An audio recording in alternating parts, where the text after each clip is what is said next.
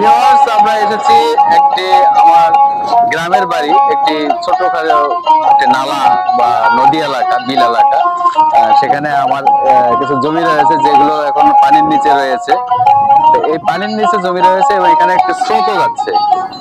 আপনারা দেখতে পাচ্ছেন যে এখানে অনেকে দেখছেন যে এই যে বাঁশের একটু বেড়ার মতো দেখা যাচ্ছে অনেকগুলো, অনেকেই এর সামনে তার সামনে তার সামনে এরকম কয়েকজন এখানে বেড়া দিয়ে দিয়ে একটি গ্রামীণ পদ্ধতিতে যারা মাছ মারে, সেই মাছটির মারার যন্ত্রের যে নাম এটি আমি আপনাদেরকে দেখাবো।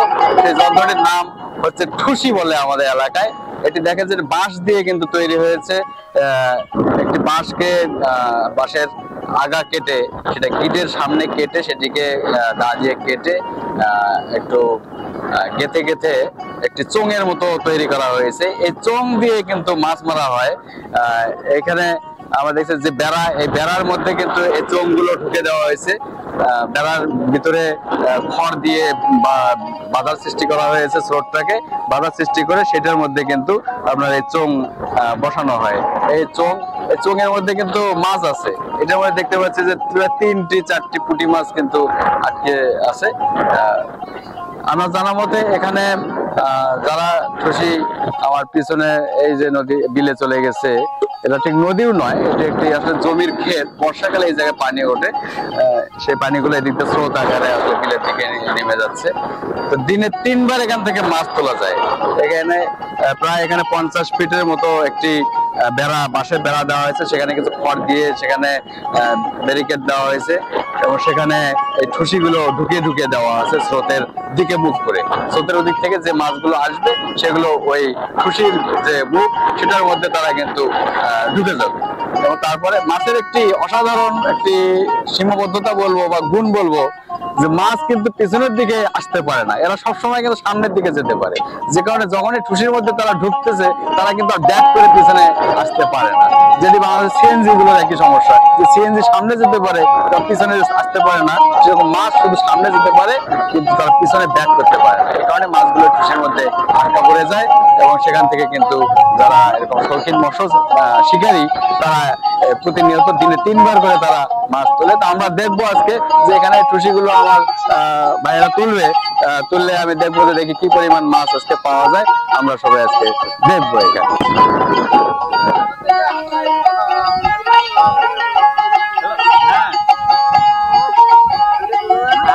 এখানে বাঁশের বেড়াটা দেওয়া হয়েছে, লম্বা করে বাঁশের বেড়াটা দেওয়া হয়েছে এবং সে খুঁটি পোতা হয়েছে।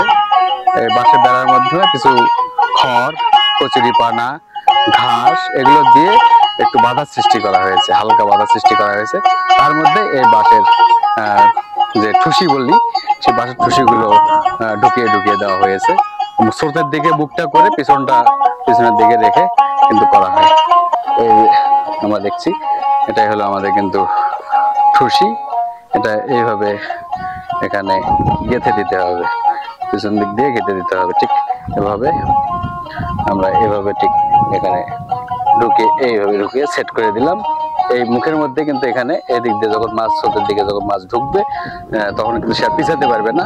এই ঠুসির মধ্যে সে কিন্তু বদ্ধ অবস্থায় থেকে যাবে, পরে এটিকে ধরা যাবে। এবং বড় মাছগুলো মারার জন্য কিন্তু আরেকটু বড় ধরনের ঠুসি, অনেক বড় বাঁশ দিয়ে এটা করা হয়েছে, একটু লম্বা বাঁশ দিয়ে করা হয়েছে।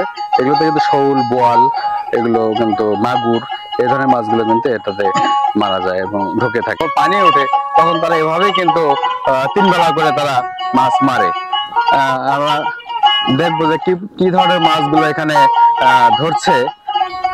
এই পাতিলের মধ্যে মাছগুলো রাখো,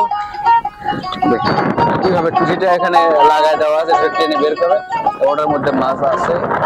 যেটা সবগুলো থাকে না, কিছু কিছুতে থাকে। যেটাতে একটা মাছ পাওয়া গেছে এখানে। হ্যাঁ, এটা কি টাকি মাছের একটা বাচ্চা, টাকি মাছের বাচ্চা।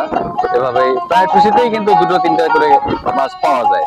যদি 100 টুসি বসানো থাকে তাহলে কিন্তু 300 মাছ পাওয়া যাবে, এরকম একটা আশাবাদী আমরা করি। এটা তো পড়েনি। এটি একটি অসাধারণ একটি টেকনিক এবং আমি বলবো যে খুবই চমৎকার। বর্তমানে যে কারেন্ট জাল ব্যবহার হয়, একদম ছোট ডিমওয়ালা এবং একবারে ছোট ছোট পোনা মাছ ধরা পড়ে, কিন্তু এটাতে তা নয়। এটাতে কিন্তু বেশ খাওয়ার মতো বাছা বাছা মাছ এখানে পাওয়া যায়। ট্যাংরা, টাকি, গচি, পুঁটি এবং সব ধরনের, এমনকি শোলের বাচ্চা, এই ধরনের মাছ, বোয়ালের বাচ্চা, এগুলো কিন্তু এখানে পাওয়া যায়।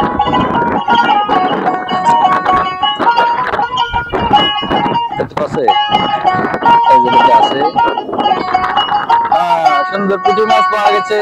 চমৎকার চমৎকার, খুবই সুন্দর, একদম তাজা মাছ। এই মাছ এখন নিয়ে যে বেছে আমরা রান্না করে খেয়ে ফেলবো, এটি চমৎকার একটি এবং অত্যন্ত, আমি মনে করি যে এই পদ্ধতিটা অত্যন্ত পরিবেশ বান্ধব। কোনো ধরনের কিন্তু পোনা মাছ এখানে নষ্ট হচ্ছে না এবং পরিবেশের ভারসাম্য কিন্তু এখানে রক্ষা হচ্ছে। এই পরবর্তী টুসিতে এটা কেমন আছে, এটা বাঁশের তৈরি, বাঁশেরই বেড়া, এখানে অনেক ধরনের আবর্জনা দিয়ে কিন্তু বাধা সৃষ্টি করা হয়েছে, খড় কুটো এগুলো দেওয়া হয়। মাছ পড়েছে, এটা ট্যাংরা মাছ, পুঁটি মাছ পড়েছে একটা, চমৎকার, খুবই চমৎকার, অসাধারণ অসাধারণ। এইভাবে খড় দিয়ে কিন্তু এখানে এটা বেড়ার মতো করা হয়েছে, কিন্তু এর মধ্যে যে স্রোতও যায়, একেবারে বাধা তা না, স্রোত যায়, হালকা স্রোত যায়, কিন্তু ওই টুসিটার ভিতরে একটা গর্তের মতো থাকে যেখানে মাছ ঢুকে যায়, ওখানে মাছ ঢুকে গেলে আর বের হতে পারে না। খুবই চমৎকার আমরা পেলাম মাছগুলো, যেটার মধ্যে আমরা পেয়ে গেছি। হ্যাঁ, মাছ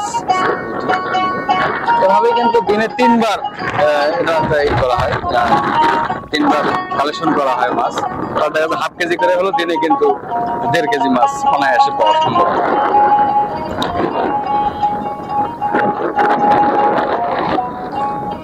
এই জমিতে আমাদের আসলে আমনের সময় ধান হয় না, শুধুমাত্র ইরি মৌসুমে আমাদের ধান হয়ে থাকে। এটি চলে গেছে তাপ দিয়ে, যাক পাওয়া গেছে। হ্যাঁ, এই যে পুঁটি মাছ পাওয়া গেছে, খুবই চমৎকার একটি সিস্টেম, অসাধারণ।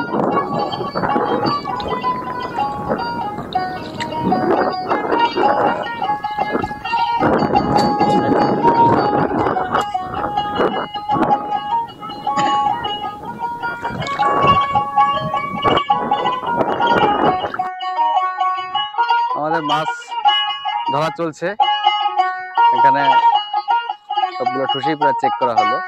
আসলে এখন অবশ্য দুপুর 12:30 বাজে, সকালে বেশি মাছ পড়ে আর সন্ধ্যায় বেশি মাছ পড়ে, সেই সময়।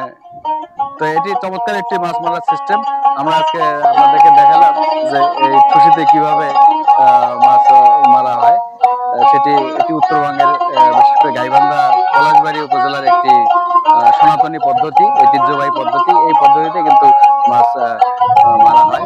আমরা এখানে আজকের এই মাছ মারা আপনাদেরকে সরাসরি আমরা দেখালাম, যাতে আপনাদের যে সকল এলাকাতে এরকম পানি থাকে, অল্প পানি, হাঁটু পানি বা কমর পানি থাকে, সেখানে কিন্তু এই ধরনের মাছের বেড়া এবং খুশি ব্যবহার করে আপনারা কিন্তু মাছ মারতে পারেন।